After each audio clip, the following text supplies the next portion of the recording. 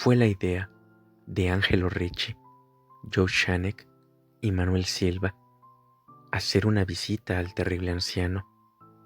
El anciano vive a solas en una casa muy antigua de la calle Walter, próxima al mar, y se le conoce por ser un hombre extraordinariamente rico, a la vez que por tener una salud extremadamente delicada, lo cual constituye un atractivo señuelo para hombres de la profesión de los señores Ricci, Shanek y Silva, pues su profesión era nada menos digno que un latrocinio de lo ajeno. Los vecinos de Kingsport dicen y piensan muchas cosas acerca del terrible anciano, cosas que, generalmente, lo protegen de las atenciones de caballeros como el señor Ricci y sus colegas, a pesar de la casi absoluta certidumbre de que oculta una fortuna de incierta magnitud en algún rincón de su enmohecida y venerable mansión. En verdad, es una persona muy extraña, que al parecer fue capitán de veleros de las Indias Orientales en su día. Es tan viejo que nadie recuerda cuándo fue joven, y tan taciturno que pocos saben su verdadero nombre. Entre los nudosos árboles del jardín delantero de su vieja y nada descuidada residencia, conserva una extraña colección de grandes piedras, singularmente agrupadas y pintadas de forma que semejan los ídolos de algún lóbrego templo oriental.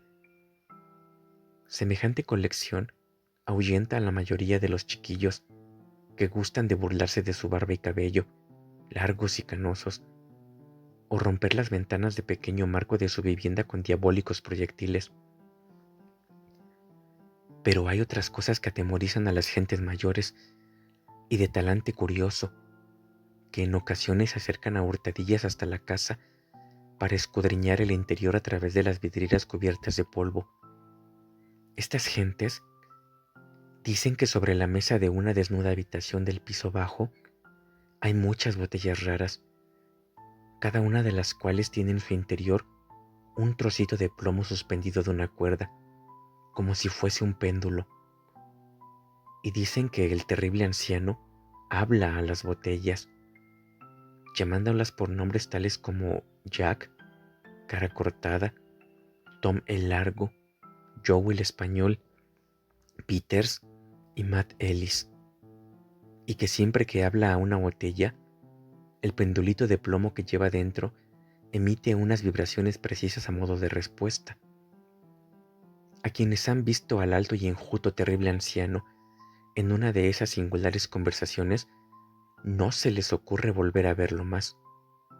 Pero Angelo Ricci, Joe Shanek y Manuel Silva no eran naturales de Kingsport.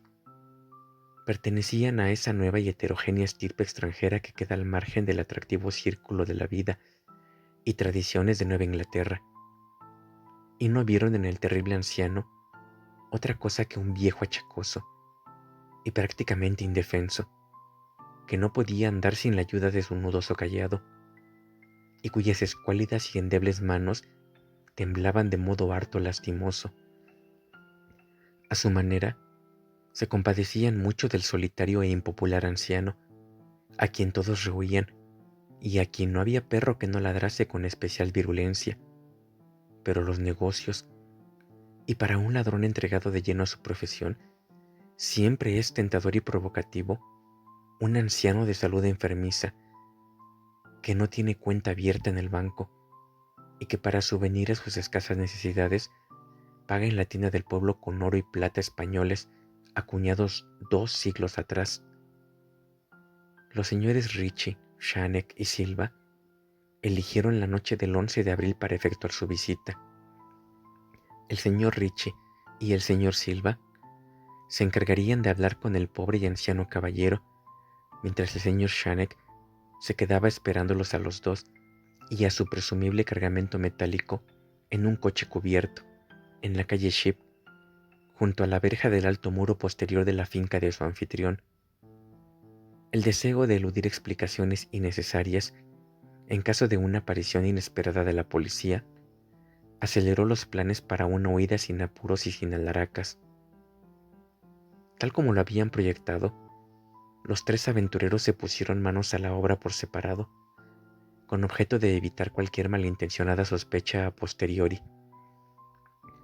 Los señores Ritchie y Silva se encontraron en la calle Walter, junto a la puerta de entrada de la casa del anciano, y aunque no les gustó cómo se reflejaba la luna en las piedras pintadas que se veían por entre las ramas en flor de los retorcidos árboles, tenían cosas en que pensar más importantes que dejar volar su imaginación con manidas supersticiones. Temían que fuese una tarea desagradable hacerle soltar la lengua al terrible anciano para averiguar el paradero de su oro y plata, pues los viejos lobos de mar son particularmente testarudos y perversos. En cualquier caso, se trataba de alguien muy anciano y endeble, y ellos eran dos personas que iban a visitarlo. Los señores Ritchie y Silva eran expertos en el arte de volver volubles a los tercos, y los gritos de un débil y más que venerable anciano no son difíciles de sofocar. Así que se acercaron hasta la única ventana alumbrada y escucharon cómo el terrible anciano hablaba en tono infantil a sus botellas con péndulos. Se pusieron sendas máscaras y llamaron con delicadeza en la descolorida puerta de roble. La espera le pareció muy larga al señor Chanec, que se agitaba inquieto en el coche, aparcado junto a la verja posterior de la casa del terrible anciano, en la calle Sheep. Era una persona más impresionable de lo normal, y no le gustaron nada los espantosos gritos que había oído en la mansión momentos antes de la hora fijada para iniciar la operación. ¿No les había dicho a sus compañeros que trataran con el mayor cuidado al pobre y viejo lobo de mar? Presa de los nervios, observaba la estrecha puerta de roble en el alto muro de piedra cubierto de hiedra. No cesaba de consultar el reloj y se preguntaba por los motivos del retraso.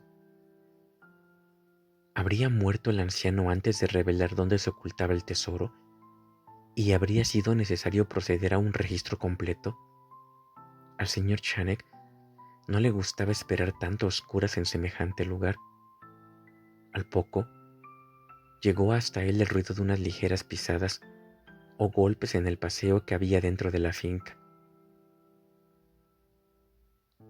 Oyó como alguien manoseaba, aunque con suavidad, en el herrumbroso pestillo, y vio cómo se abría la pesada puerta, y al pálido resplandor del único y mortecino farol que alumbraba la calle, aguzó la vista, en un intento por comprobar qué habían sacado sus compañeros de aquella siniestra mansión que se vislumbraba tan cerca.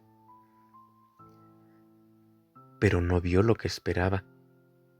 Allí no estaban ni por asomo sus compañeros, sino el terrible anciano, que se apoyaba con aire tranquilo en su nudoso cayado y sonreía malignamente. El señor Chanec no se había fijado hasta entonces en el color de los ojos de aquel hombre. Ahora podía ver que eran amarillos. Las pequeñas cosas producen grandes conmociones en las ciudades provincianas. Tal es el motivo de que los vecinos de Kingsport hablasen a lo largo de toda aquella primavera y el verano siguiente de los tres cuerpos sin identificar, horriblemente mutilados, como si hubieran recibido múltiples cuchilladas, y horriblemente triturados, como si hubieran sido objeto de las pisadas de muchas botas despiadadas, que la marea arrojó a tierra, y algunos hasta hablaron de cosas tan triviales como el coche abandonado que se encontró en la calle Sheep, o de ciertos gritos harto inhumanos, probablemente de un animal extraviado, o de un pájaro inmigrante, escuchados durante la noche por los vecinos que no podían conciliar el sueño. Pero el terrible anciano no prestaba la menor atención a los chismes que corrían por el pacífico pueblo.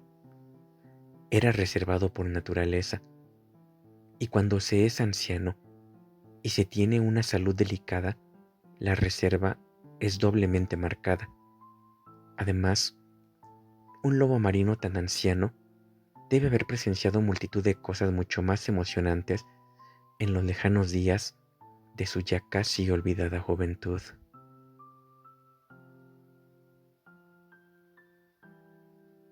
El terrible anciano, Howard Phillips Lovecraft.